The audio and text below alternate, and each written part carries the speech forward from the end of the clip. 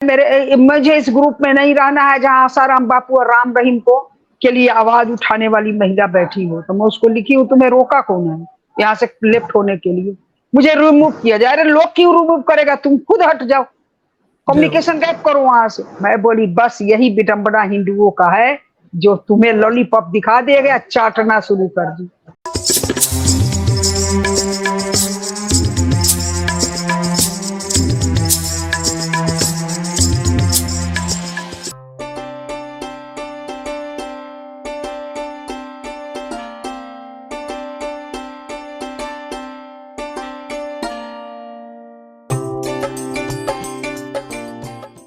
ये कमेंट मैंने जो स्क्रीन पे लिया है कि हिंदू संगठन जितने भी है सबके सब आरएसएस के बनाए हुए हैं और इनको हिंदू से कुछ लेना देना नहीं है। आरएसएस वाले बापूजी की बढ़ती हुई भीड़ को देखकर बापूजी के सत्संग और आश्रम में मतलब से आते थे। इस पर आप क्या कहोगी रागिनी जी? फिर हम पूरा करते हैं। देखिए, मैं चूंकि मैं संघ से नहीं हूँ, लेकिन मैं इतना जरूर कहती हूँ कि आरएसएस की तरह दूसरा कोई संगठन इस देश में जरूर बनना चाहिए। ये बनी नहीं, ये हिंदुओं की विडंबना है। मुझे कोई डर नहीं है बात बोलने में, मैं ऑन मीडिया बोल रही हूँ, मुझे भी पता है जी। अब क्यों इसको मैं जवाब दे रही, जैसे विपक्ष से नेता की फटती है ना, अगर दूसरा कोई संघ से बड़ा संगठन विश्व हिंदू परिषद से बन गया रहता तो आज बापूजी जेल में नहीं रहते। तो ये भी लगता है जो अगर मैं साथ नहीं दिया तो मुझे छोड़ के दूसरे संगठन में चली जाएगी, लेकिन हिंदुओं के पास कोई दूसरा विकल्प नहीं है।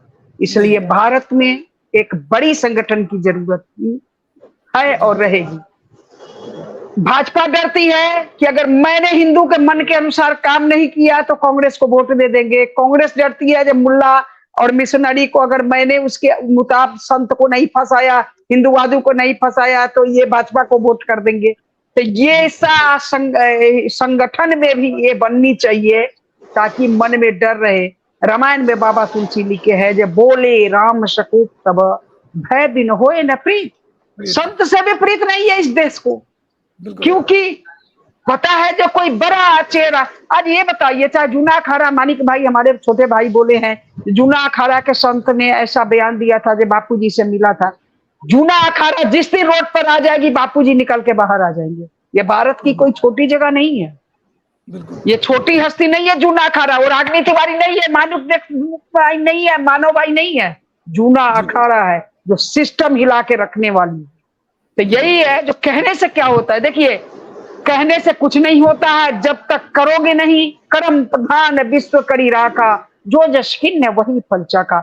जब तक करोगे नहीं, प्रत्येक क्रिया के विपरीत प्रतिक्रिया नहीं दोगे, तब तक हम बच नहीं सकते हैं। रही बात चाहे बंगाल, एक बार मैं एक ग्रुप में हूँ, भारतीय जनता पार्टी के ग्रुप में कोई जोड़ दिया है मुझे, तो उसमें ममता बनर्जी का ड्रैकुला बना हुआ फोटो आया, वीडियो राक्षस वाला। तब मैं बोली जे ये फोटो तो तुम डाल के खुश कर दिए, तो क्या ममता सिस्टम और पोप सिस्टम और संविधान के ऊपर है? कोई भी पोप, इमाम या ममता बनर्जी सिस्टम और संविधान के ऊपर है? बिल्कुल नहीं। तो क्यों नहीं उसको लटका रहे हैं पकड़ के हम?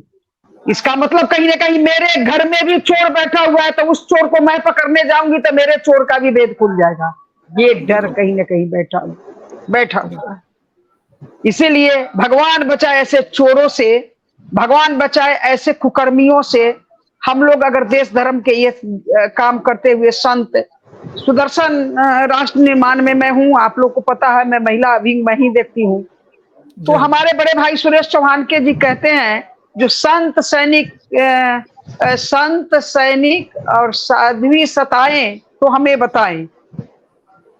तो लगातार हमारा सुदर्शन से आवाज भी बापूजी के लिए हम लोग उठा रहे हैं, इसमें कोई डाउट नहीं। मैं भी बड़े भाई सुरेश चौहान के ही शुरू में मुझे बोले थे रागिनी जी आप बापूजी के लिए आवाज उठाइए, आपकी आवाज को लोग सुनता है। उन्हीं के निर्देशानुसार हमने आवाज उठाया। भरतानंद महाराज भी हमको बोले थे फोन पर स्पेशली, दीदी बापूजी के लिए आवाज उठाइए। अब कहने का अर्थ है जो हमारे आवाज को सुन कौन रहा है? बस हम यहाँ भौंक भौंक के 1 घंटा जा रहे हैं। अब कर्म करने का समय है, रोड पर उतरने का समय है, सिस्टम घेरने का समय है। जब तक हम सिस्टम नहीं घेरेंगे, चाहे वोप हो चाहे पोप हो, लठ चलेगी सिस्टम का। पोप सिस्टम से बड़ा नहीं है जी। तो बस नहीं तो ऐसे ही लाचार बन के, कायर बन के हम एक निर्दोष संत के पर अत्याचार देखते रहे। विडंबना है इस देश की, जो संत जेल में और रेपिस्ट बाहर। स्पेशली एक आया था बापूजी के लिए, उनको फंसाने के लिए बहुत बड़ी करियंड चली थी।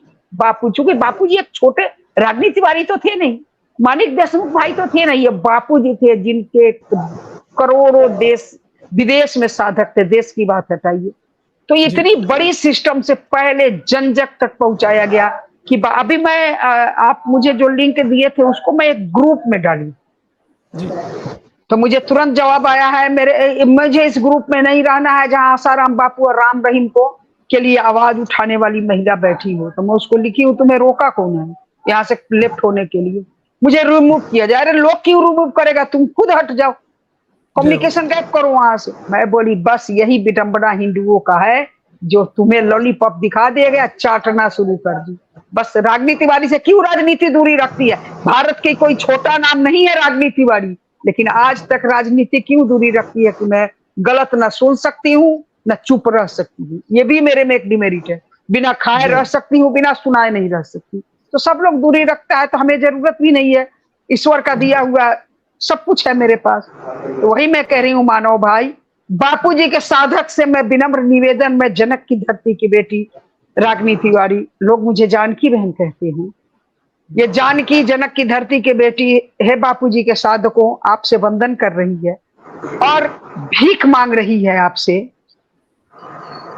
गुरु सिर्फ जपने का नाम नहीं है, गुरु सिर्फ याद करने की चीज नहीं है। ये प्राण भी चली जाए गुरु के लिए तो भगवान का परम धाम प्राप्त हो। तो रोड पर उतरो गुरु के लिए और दिखा दो कि हम गुरु के लिए मर सकते हैं तो मार भी सकते हैं। जैसे मैंने अपने केस में जिद किया था कि मैं सती महिला हूं, मैं दुनिया को दिखाऊंगी, चाहे इसके लिए मुझे वध क्यों न करना पड़े, और मैं वो केस जीत के दिखाई दुनिया को। तो वही मैं कह रही हूं, शिष्यों को रोड पर आना होगा, चाहे मारना होगा या मर जाना होगा, इहलोक परलोक सार्थक हो जाएगा। ये मेरा, मैं अपना मत कह रही हूँ। अब मैं आपका क्या मत है, जमाने का मत, मैं अपना मत कही। और दूसरे में मैं भारत के प्रधानमंत्री से भी निवेदन कर रही हूँ,